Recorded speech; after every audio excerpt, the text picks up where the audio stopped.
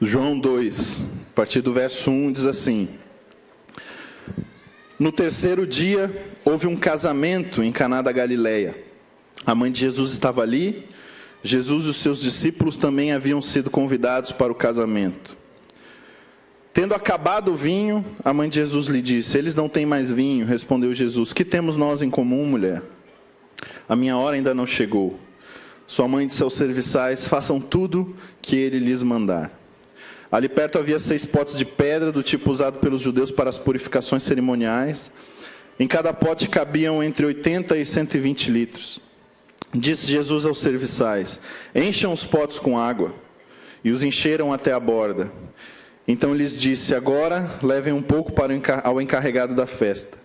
Eles assim o fizeram, e o encarregado da festa provou a água que fora transformada em vinho, sem saber de onde essa viera, embora o soubessem os serviçais que haviam tirado a água. Então chamou o noivo e disse: Todos servem primeiro o melhor vinho, e depois que os convidados já beberam bastante, o vinho inferior é servido. Mas você guardou o melhor até agora. Este sinal miraculoso em Caná da Galileia foi o primeiro que Jesus realizou. Revelou assim sua glória, e os seus discípulos creram nele. Senhor, tua palavra é a riqueza, Senhor, que nos foi dada, por meio da qual, Senhor, teu Espírito nos revela a tua vontade, teus desígnios, Senhor. Nessa noite temos nos prostrado diante de ti, anelado pela tua vontade, Senhor, pela tua presença. Que a tua palavra revele a nós a tua vontade, fale ao nosso coração profundamente, trazendo a existência, a revelação, o entendimento do teu querer, dos teus desígnios, Senhor. Fala conosco, nós te pedimos, Pai, no nome do Senhor Jesus. Amém. Eu lembro que no tempo que eu estava na faculdade, eu tinha uma dessas bolsas de pesquisa que nós recebemos para ajudar algum professor em alguma pesquisa, né? E era uma universidade um pouco, não era muito boa. Tinha poucas oportunidades como essa, né? E eu não tinha muito como escolher. E escolhi a que apareceu, que eu consegui, fiz um processo seletivo. E aqui eu fui escolhido, eu fui, né? E era longe, era para ajudar umas cooperativas que produziam açaí no interior do estado do Pará. Eu ia lá, pegava o barco, ia lá, tinha que participar das reuniões, ajudá-los na parte financeira das cooperativas. E não me esqueci de uma reunião que eles estavam fazendo, que eu estava acompanhando. Eles queriam fazer uma festa, né, para arrecadar recursos para a cooperativa, a festa do açaí lá na região. E só que a prefeitura tinha dado um horário, tinha falado: vocês só podem ficar até 1h, que vai ter música, não pode incomodar mais que 1h. E eles estavam numa grande discussão de como conseguir encerrar uma festa 1h, né? Como que a gente faz? As pessoas não vão embora, as pessoas ficam lá, a gente não controla isso. E agora a prefeitura diz que tem que dispersar 1h, não tem como. Até que alguém se levantou e falou assim: eu sei, é muito fácil. 10 minutos antes, corta a cerveja. Corta a cerveja, que vai todo mundo embora. As pessoas estão na festa por causa da cerveja, por causa da bebida. E como as comemorações nesse mundo são assim, desequilibradas, né? Talvez o centro seja uma coisa tão fútil quanto uma bebida alcoólica, né? Abusar ali da bebida alcoólica e fingir que há uma alegria. E você vai num casamento no mundo e o centro não são os noivos, né? É a festa de estar bebendo, né? E as mulheres desfile de moda, querendo mostrar, né, também de uma forma tão superficial uma beleza, né, que definitivamente não é a beleza de que Cristo coloca nas nossas esposas, graças a Deus.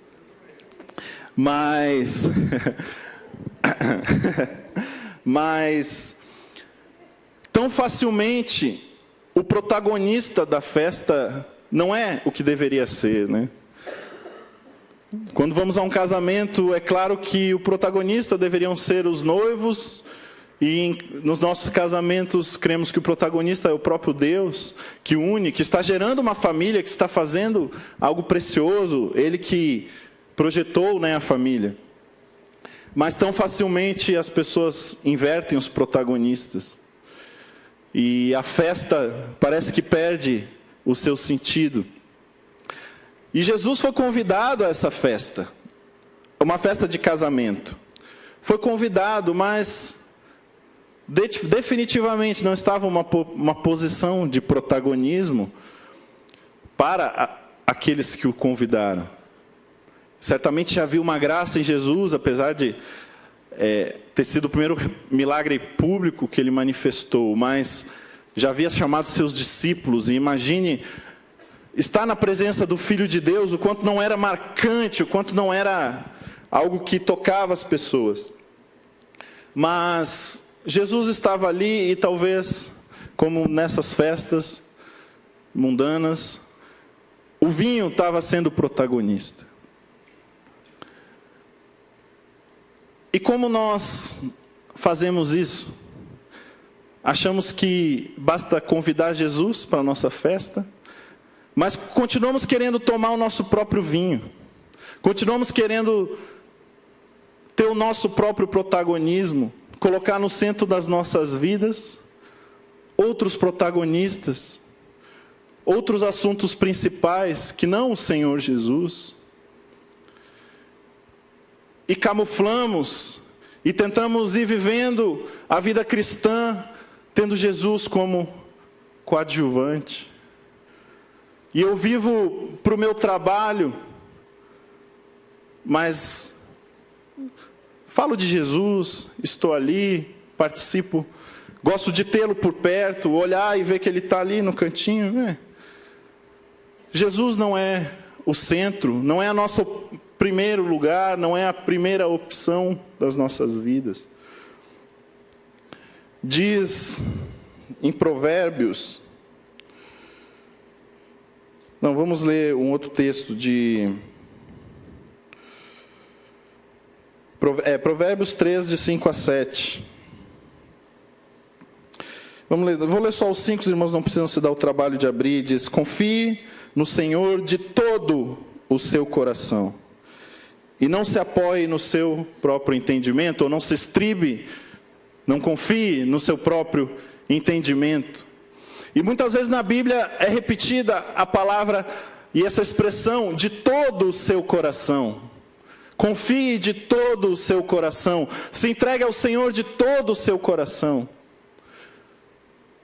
Se entregue ao Senhor completamente, de todo o seu coração, porque Ele é Deus Todo-Poderoso.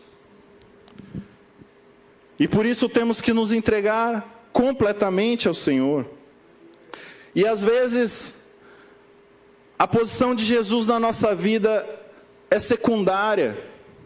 Eu estou sentindo uma dorzinha, começando a querer ter uma suspeita de algum problema de saúde. Minha primeira opção, me automedico, né? Vou lá, busco no Google, hoje em dia, Dr. Google. Dr. Google, disse um médico, outro dia eu vi a expressão de um médico, botou uma placa na porta, disse assim: se você veio aqui para buscar uma segunda opinião em relação ao que o Google lhe disse, saiba que existe o Yahoo também. Vá buscar lá, não venha buscar aqui.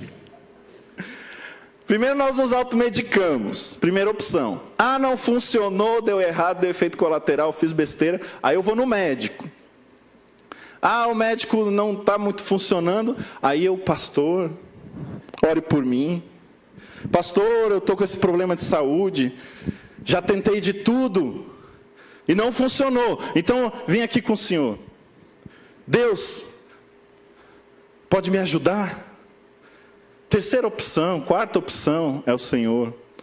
Não buscamos imediatamente ao Senhor: Senhor, o que acontece? Tem misericórdia da minha saúde, Senhor. Que Tu possas me curar. Se Tu queres usar o médico, me dá essa direção. mas que não haja eu na minha própria entendimento, na busca de uma solução, de outra forma que tu não estejas me guiando e não sejas o primeiro. E fazemos isso. E o Senhor Jesus está na festa, mas não tem uma posição de protagonismo. Mas o que nosso Senhor, que é paciente, que é longânimo, como nós temos de tantas formas sido ministrados aqui nesse tempo, o que muitas vezes Ele faz? Ele fica olhando e permite que o nosso vinho acabe. Nos permite ver a nossa limitação, a nossa impotência diante das situações. Nos permite um esgotamento daquilo que temos colocado em primeiro lugar nas nossas vidas. Passamos por crises, como o pastor Valério pregou sobre a dor muitas vezes, permite a doença que chegue a pontos em que não há outras opções, para nós vermos a limitação de queremos tomar o nosso próprio vinho, viver a nossa vida conforme apenas os protagonistas que nós mesmos gostamos e criamos. Perdemos o nosso emprego, passamos por crises, confiávamos tanto na nossa força e nos vemos em situações em que nada do que fazemos resolve. E muitas vezes nós chegamos ao Senhor e falamos: Senhor, eu tinha um emprego tão bom, agora eu perdi. Senhor, me dá novamente o emprego. Senhor, faz algo, resolve meu problema. E Maria se achegou ao Senhor. Eu não sei se algum irmão tem a versão da Bíblia King James, porque quando fala nesse texto, no verso 4, quando Jesus responde a Maria, na minha versão aqui na NVI, diz que temos nós em comum mulher. Se eu não me engano, na King James, tem uma versão interessante desse texto, fala que tenho eu com esse teu problema, não é isso? Em que essa tua preocupação tem a ver comigo? Nós chegamos ao Senhor Jesus, dizendo assim: Senhor, meu vinho velho, meu primeiro vinho acabou. Multiplica ele, Jesus. Ele está se esgotando. Multiplica. E Jesus fala: o que eu tenho a ver com esse vinho que tu estavas tomando? O que eu tenho a ver com ele? O que tenho eu com essas tuas preocupações e com esses problemas que foram gerados porque tu confias em ti mesmo? Que foram gerados numa vida carnal em que eu sou um mero coadjuvante. Agora você vem a mim e quer que eu resolva, que eu multiplique aquele vinho que você estava tomando. Talvez o Senhor Jesus fez muitos milagres de multiplicação na palavra, mostrando que Ele era o suprimento das nossas vidas, multiplicou pães, multiplicou alimento. Mas nesse milagre, o Senhor Jesus não falou assim: traz um pouquinho daquele vinho que você estava tomando, põe aqui e vamos multiplicar. Sobrou um restinho aí na taça, traz aqui que eu vou multiplicar. Não. Deus não veio multiplicar o vinho que você estava tomando na carne. Não adianta, amados, trazer diante do Senhor isso e querer que Ele simplesmente fortaleça aquilo que na sua vida era algo que te distanciava do Senhor, que te faz viver uma vida limitada, que te faz viver uma vida limitada às suas próprias capacidades. Mas nós confiamos tanto em nós mesmos, né? E por isso o nosso desejo muitas vezes é apenas esse: que o Senhor multiplique aquele vinho que nós estávamos tomando e que nós achamos tão gostoso. Senhor, eu queria ter de volta aquela minha saúde, Senhor, de ferro, para eu poder fazer tudo o que eu fazia, e agora estou assim. Senhor, eu preciso que Tu restaures a minha família como ela era, porque eu acho que eu estava conduzindo bem, e agora não sei o que deu errado. Eu sempre fiz tudo como meu pai me ensinou, e agora está aí a minha esposa dando problema, e meus filhos rebeldes. Fiz tudo como meu pai me ensinou, Jesus. Ajuda aí.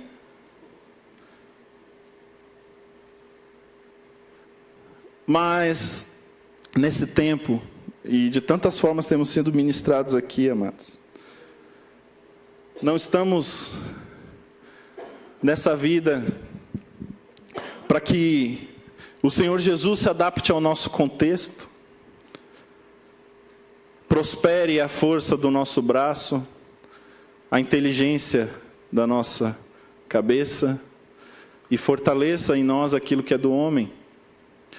Se Ele está permitindo que você veja a limitação dessas coisas, como essas coisas são frágeis, como nossa vida é frágil. Um dia minha esposa, nós estávamos em casa, e ela foi almoçar comigo. Eu trabalho no centro da cidade, e tem um restaurante um pouquinho mais barato que a gente vai, e nós vamos, barato, que é um PF, né? Mas é uma comida assim gostosa, ela tem um tempero nordestino. Eu gosto muito, ela também, do tempero do Nordeste. Ela é do Norte, né? Aquela pimentinha, aquela coisa. E eu não sei o que tinha no tempero. Quando a Lilian chegou em casa, ela começou a se coçar. Amor, estou me coçando. Começou a ficar empolada. Ela tem algumas alergias, né? Aí eu, não, deve ser uma dessas alergias. Tomou um antialérgico. Tomou um antialérgico. Aí daqui a 2 horas, amor, não está resolvendo. Já estava mais empolada. E isso já era 1 da manhã, porque começou a dar à noite, né? Falei, vamos no hospital? Não, mas vou tomar mais um antialérgico. E ela tem a pressão um pouco baixa, né? Naturalmente a pressão dela é baixa. E o antialérgico e a alergia, ambos diminuem a pressão, né? E aí a Lilian, amor, eu queria ir no banheiro. Ela está no banheiro lá e fala, amor, vou desmaiar. E eu, misericórdia, calma, e o que eu faço? E nessa hora, você vê toda a fragilidade, né, do ser humano. E eu vejo ela, daqui a pouco eu olho para ela, ela está assim, ó, apagada. E eu olhei, eu falei, só que ela estava com o olho aberto, eu falei, Lilian? E ela, eu na hora, peguei ela no colo e saí correndo, botei na cama, levantei as pernas para descer o sangue, né? Depois, fiquei com uma leve dorzinha na coluna da operação. E aí, ela voltou, aí eu falei, você está conseguindo respirar? Tá. Não, eu acho que foi minha pressão, medi a pressão dela 8/5. E eu falei, Jesus, eu não consigo nem ir para o carro. Ela falou, se eu for eu desmaio de novo. E aí ficamos aquela luta a noite inteira, tentando fazer a pressão dela subir, botando sal na boca. E aí assim que deu para ela entrar no carro, nós fomos para o hospital e clamando ao Senhor que tivesse misericórdia. Eu falei, Senhor, está muito cedo para eu ficar viúvo. E vemos a fragilidade, como somos frágeis. Um vírusinho, não sei o que foi, uma pequeno componente de um tempero de uma comida, nos derruba. Mas nós nos achamos tão fortes, tão capazes, e queremos que Deus invista nisso, em nós, na nossa própria força, no nosso próprio entendimento. Isso é loucura, amados. Nós temos um Deus todo-poderoso, que não está limitado como nós. Não cheguemos ao Senhor e digamos, Senhor, multiplica aí o vinho. mas cheguemos ao Senhor. E quando o Senhor Jesus diz a Maria, que tenho eu com isso? Com essa preocupação, com esse problema de vocês? Vocês estão bebendo o vinho de vocês, agora deu problema, aí querem minha ajuda. Talvez Maria captou, talvez lembrou-se do verso, quando o anjo anunciou a ela que ela daria luz ao Filho de Deus, e em Lucas 1, verso 38, não precisam abrir, ela disse: sou serva do Senhor, que aconteça comigo conforme a tua palavra. E Maria, talvez lembrando quem era ele, né? Diz não, e diz aos servos: façam tudo o que ele mandar. Como muda algo aí? Não sou mais eu vindo ao Senhor e pedindo que Ele me socorra na minha força, mas sou eu dizendo ao Senhor: Senhor, o que Tu mandas? Qual é a Tua vontade, Senhor? Qual é o passo, Senhor, que eu tenho que dar? Porque, Senhor, eu descobri que nas minhas limitações, eu ando em círculos, eu não avanço, eu tropeço, eu sou frágil, Senhor, sou pecador. Senhor, qual é a Tua ordem? Qual é a Tua vontade, Senhor? O que Tu queres que eu faça? Eu quero, Senhor, de hoje em diante não mais viver do vinho que eu escolhi, que eu comprei. Por melhor que ele pareça, por melhor que ele seja, Senhor, eu quero viver da Tua vontade. Eu quero conhecer, Senhor, o Teu caminho, os Teus desígnios. Eu quero confiar em Ti, como falamos, de todo o meu coração. Amém? Não adianta, amados. Teve um irmão certa vez que trouxe ao pastor, lá em Belém, o bilhete da loteria. Falou: pastor, joguei na Mega Sena. E imagina, pastor, se eu ganho o dízimo. E meu pai, que é meio... né? Falou: não, irmão, que isso? Não, pastor, eu jogo sempre na Mega Sena, imagina o dízimo. Talvez querendo dizer assim: olha aí, pastor, olha aí para Deus prosperar. Porque, já pensou? Que bênção. Não, amados, se temos alguma necessidade, alguma carência nos nossos corações, não precisamos indicar caminhos ao Senhor, porque Ele tem o seu caminho, Ele vai te dizer, Ele vai te indicar os passos, Ele vai te indicar, como falamos, né? Já há um caminho iluminado. Ah, Senhor, guia-me por esse caminho, mostra-me esse caminho e as Tuas veredas, a Tua vontade plena para a minha vida, Senhor. Que Tu não sejas um coadjuvante, que Tu sejas o centro da minha vida. Quero conhecer a Tua vontade, Senhor. Quero conhecer a Tua vontade. E depois que essa mudança acontece, e Maria diz: olha, o jeito é fazer o que Ele manda, porque Ele tem algo. E o Senhor Jesus manda trazer aquelas 6 talhas de pedra, que em alguns momentos elas eram usadas pelos fariseus e pelos judeus em geral, para as purificações, né? Ao entrar em casa, antes de comer, ali tinha água, se lavavam. E Jesus critica aos fariseus essa atitude externa que eles tinham, de se lavar, de cuidar de tudo e ter uma aparência, enquanto seu coração não estava purificado pelo Senhor. Era um ritualismo. Em Marcos, podemos abrir esse, em Marcos capítulo 7, de 4 a 8.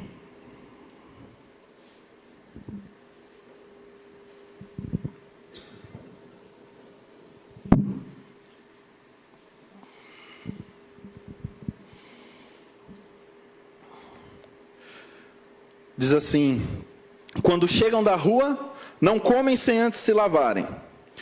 E observam muitas outras tradições, tá, como lavar copos, jarras, vasilhas de metal.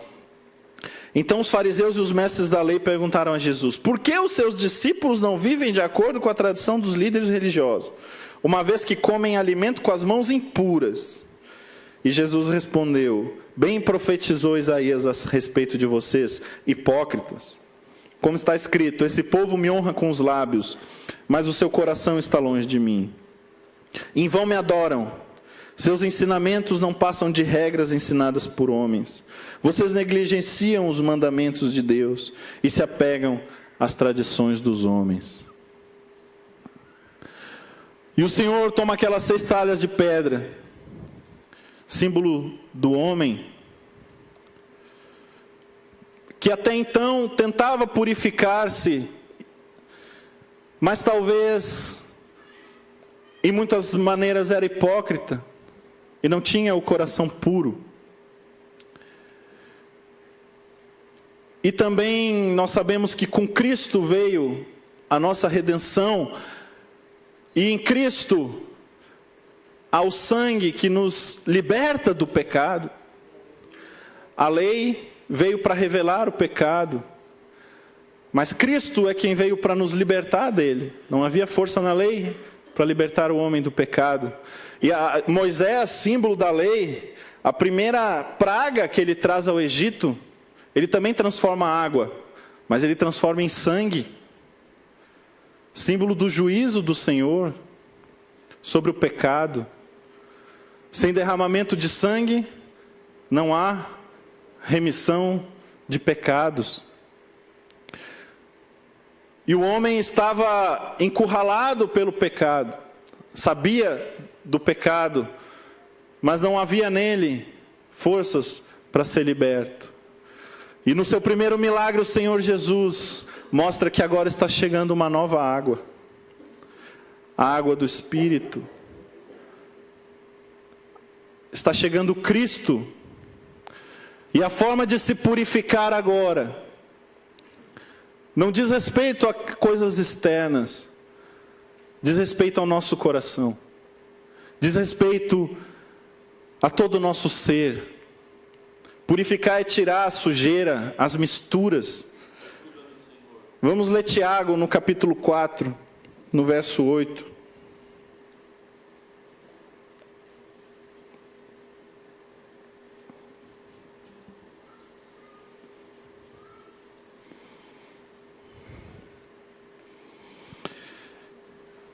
Diz assim, Tiago 4:8: aproximem-se de Deus, e Ele se aproximará de vocês. Pecadores, limpem as mãos, e vocês que têm a mente dividida, purifiquem o coração. Fala a nós, pecadores, aproximemo-nos do Senhor, e purifiquemo-nos no nosso coração. Que em nós não haja mais uma mente dividida, não haja mais uma tentativa de conduzir nossas vidas com Jesus por perto, mas conosco no controle. Isso é uma mente dividida. Eu estou no controle. O Senhor Jesus está em volta, mas eu não deixo passar disso. Eu sei que tem os irmãos de Brasília, deve ter muitos funcionários públicos na igreja, né? E eu já fui funcionário público assim, estatutário também, né?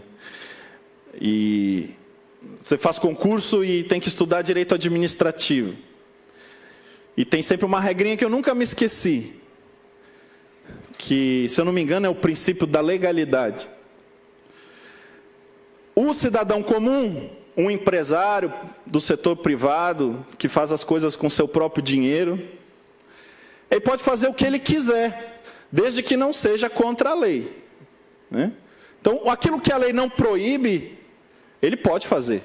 O dinheiro é dele, faz o que ele quiser. Se ele quiser comprar mais caro, ele pode comprar. Só não pode vender droga, que a lei não permite. Mas aquilo que está dentro da lei, ele pode fazer o que ele quiser. E quando você vira um funcionário público, você é ensinado que esse princípio não vale para você. Para você há um outro princípio, que é esse princípio, se não me falha a memória, da legalidade.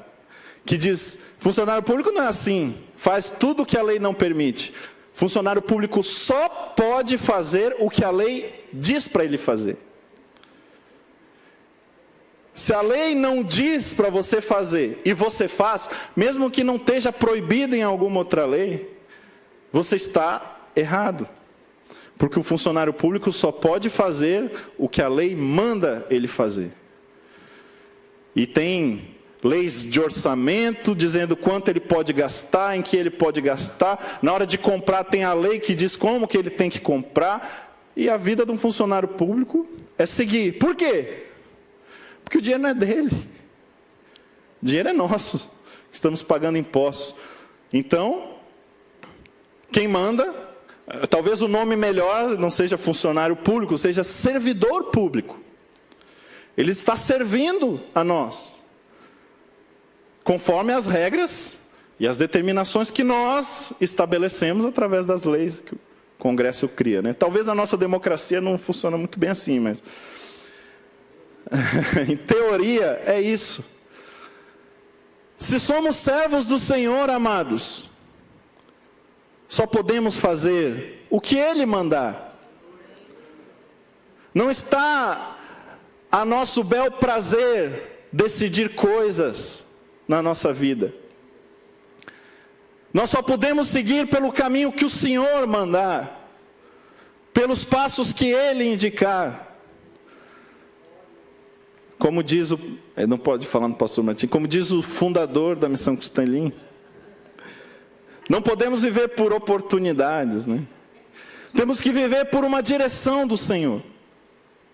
O Senhor mandou, eu busquei a Ele, antes das decisões, antes dos planos, eu tenho buscado a Ele e a sua vontade. É Ele que está mandando, é Ele, amém. O Senhor tem confirmado, esse passo eu posso dar. Eu fico pensando como eram as viagens no tempo, nós estávamos indo para cá de carro e hoje em dia é tão fácil, né, viajar, porque GPS te guia, diz, apesar de que lá no Rio você tem que tomar cuidado com o negócio do GPS. Nós algumas vezes já paramos dentro de comunidades, né? E é perigoso. A tecnologia tem muitas falhas ainda, sempre vai ter. Mas hoje em dia é muito mais fácil. Talvez o homem sempre é o mesmo, pecador. Mas parece que de algumas formas a sociedade ela avança para ficar mais distante cada vez do Senhor. Tentar fazer o homem se sentir autossuficiente, independente nas suas decisões, nas suas ações. E hoje em dia você vai viajar, vou lá, né? Vou no Google de novo, no Google Maps, ponho lá a rota, ele diz quanto vai custar, eu escolho o caminho, saio, pego meu carro e vou. Não dependo de ninguém, tomo o meu próprio rumo, faço minhas escolhas, sei de tudo que tem na estrada, onde eu vou parar. E eu pensava, quando nós estávamos viajando nos tempos bíblicos, como eram as viagens missionárias de Paulo. E certamente que naquele tempo devia ser tão comum a eles interceder antes das viagens, pedir a direção do Senhor, pedir que o Senhor livrasse dos males, os conduzisse, porque iam a pé, a cavalo, em estradas perigosas, sujeitos às intempéries da natureza, onde iriam dormir, onde iriam comer. Senhor, prospera essa viagem. Senhor, Tu estás nisso, é para eu ir para a Macedônia. Senhor, prospera, guarda-me, Senhor. Dá Tua direção, acompanha-nos na viagem, Senhor. Onde é para nós pararmos para dormir, Senhor? Uma total dependência do Senhor. E nós vamos nos tornando independentes, autossuficientes. E às vezes talvez nem orar antes de entrar no carro. antes de fazer uma viagem longa, antes de pegar o nosso rumo, nós oramos, porque achamos que temos a ilusão da independência, da autossuficiência. Até que um dia você passa por uma situação de risco na estrada, e você vê o quanto a mão do Senhor tem sido misericordiosa com sua vida. E talvez a partir dali, você começa: Senhor, guarda-me dessa vez, Pai, tem misericórdia a esse caminho. Ajuda a passar o catéter. Que o Senhor, que sejamos completamente dependentes da vontade do Senhor, que voltemos ao Senhor e busquemos sua direção para as nossas vidas. Porque quando os serviçais passaram a fazer tudo o que o Senhor Jesus mandava, o Senhor Jesus teve a liberdade de trazer à existência o vinho, de transformar aquela água sobrenaturalmente num vinho, um vinho novo. Que quando o mestre Sala toma, ele reconhece a grandeza daquele vinho. Infinitamente superior. Não havia como comparar, porque o vinho e o caminho que o Senhor coloca nas nossas vidas, os passos, quando trilhamos pelos passos que Ele determinou, quando vamos conforme a sua vontade, não há comparação. A proposta de Deus é única, as coisas fluem no Senhor, há em nós a paz sobrenatural que excede todo entendimento, há em nós uma satisfação plena, que não depende de situações, que não depende daquele meu desejo que eu tinha, que o Senhor fizesse aquela coisa específica que eu queria. Não, eu estou rendido à vontade do Senhor. Ele pode multiplicar, Ele pode trazer existência a um vinho novo, e esse sim será satisfação para a minha alma, esse sim será satisfação verdadeira para a minha vida. Nós somos imediatistas, e o mestre Sala faz um comentário, ele fala: todo mundo traz primeiro o melhor vinho, e acaba logo com o que é bom, para depois trazer o vinho ruim. Já está todo mundo mais para lá do que para cá. Primeiro andar. Nós brincamos entre os pastores sobre os cafés. O senhor quer falar, pastor? Pode? Sobre os cafés. O pastor Martim conhece muito de cafés, né? E nós brincamos que... Pastor Glaucio. Eu iria para Goiânia. O pastor Martim ia para Goiânia, e ele está meio traumatizado com alguns cafés que o pastor Glaucio serviu para ele. Ele me mandou uma mensagem. Eu aprendi a gostar de café com o pastor Martim, tentei me aprofundar no assunto para não dar gafes, né? E ele me mandou uma mensagem: explica para o pastor Glaucio qual café para ele comprar, Guilherme, me ajuda. Aí eu mandei uma mensagem para o pastor Glaucio no WhatsApp, né? Eu falei: pastor Glaucio, aí expliquei para ele, né? Brinquei, falei: os cafés têm níveis, tem como se fosse um prédio com vários andares. O primeiro andar é o café de supermercado, que é esse chamado Conilon ou Robusta, é um grão mais rústico, criado em baixas altitudes, suporta tudo, mas é um café amargo, mais duro. Mas é o que o brasileiro em geral toma, porque o nosso café bom, ele vai para fora do país. O segundo andar é o café do outro grão, que é o grão arábica, que é criado em altitudes maiores, é um café mais sem amargor, mais suave, não precisa nem de açúcar, né? O terceiro andar é o café arábica das boas regiões aqui do país, que é Minas Gerais, o sul de Minas, o Cerrado Mineiro, a Mogiana, aqui próximo a São Paulo, alguma coisa do Espírito Santo. É o terceiro andar. Aí tem um quarto andar. Dentro das boas fazendas que produzem café, eles vão lá e selecionam uma área que dê um café excelente. Mais de 90 pontos na classificação de 0 a 100. E eles chamam isso microlotes. Eles, daquela areazinha do tamanho daqui desse salão, eles colhem um café que aquela área está tão boa, né? E eles separam aquele café. Aquele café custa muito mais caro. E eu brinquei com ele. O pastor Martim toma 3º andar e 4º andar, pastor Glaucio. Cuidado, não vá dar um do 1º andar, né? O vinho do Senhor é do 1000º andar. Não tem comparação com aquilo que o homem possa fazer. Ele traz verdadeira satisfação. Rendamos-nos ao Senhor. Perguntemos: Senhor, qual é o caminho? Renda a minha vontade a Ti. E como eu estava falando, nós somos imediatistas. Queremos primeiro o bom, né? Logo esgotá-lo. Nosso Senhor tem uma forma de trabalhar, que Ele vai nos amadurecendo, e cada vez nos faz experimentar um vinho melhor da sua graça. Conforme nos rendemos, conforme abrimos mão e nos limpamos e renunciamos, Ele vai podendo agir, trazendo à existência um vinho sobrenatural. E vamos experimentando e falando: Senhor, por que eu passei tanto tempo tomando aquele vinho ruim e confiando em mim mesmo, Senhor? Como é bom confiar em Ti, Senhor. Me sinto leve, me sinto completo na Tua presença, Senhor. Não quero mais, Deus, os meus caminhos.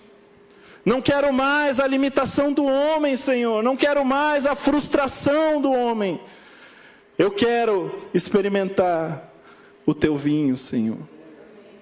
Faz-me beber do vinho que foi gerado por Ti, que foi trazido à existência por Ti.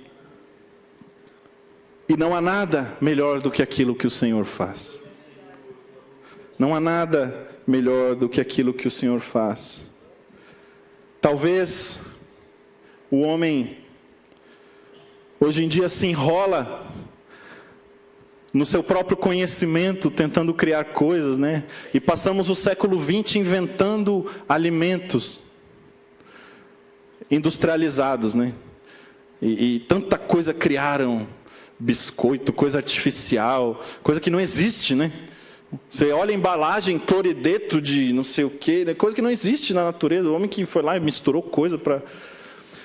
E aí se achando: nossa, conseguimos aumentar a produção de alimento no mundo, conseguimos dar alimento a todos, e aí começa todo mundo com problema de saúde, porque o alimento que o homem criou traz problemas. E aí agora parece que estão redescobrindo o que sempre existiu, que os alimentos que Deus fez, da própria natureza, são muito melhores.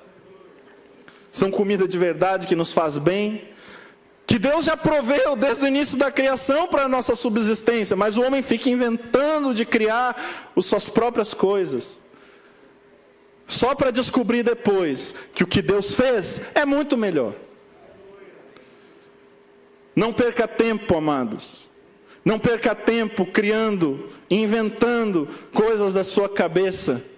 Descubra logo que o que o Senhor pode fazer na sua vida é melhor, é maior, é a plenitude do Espírito em nós. Amém? Que o Senhor nos ajude.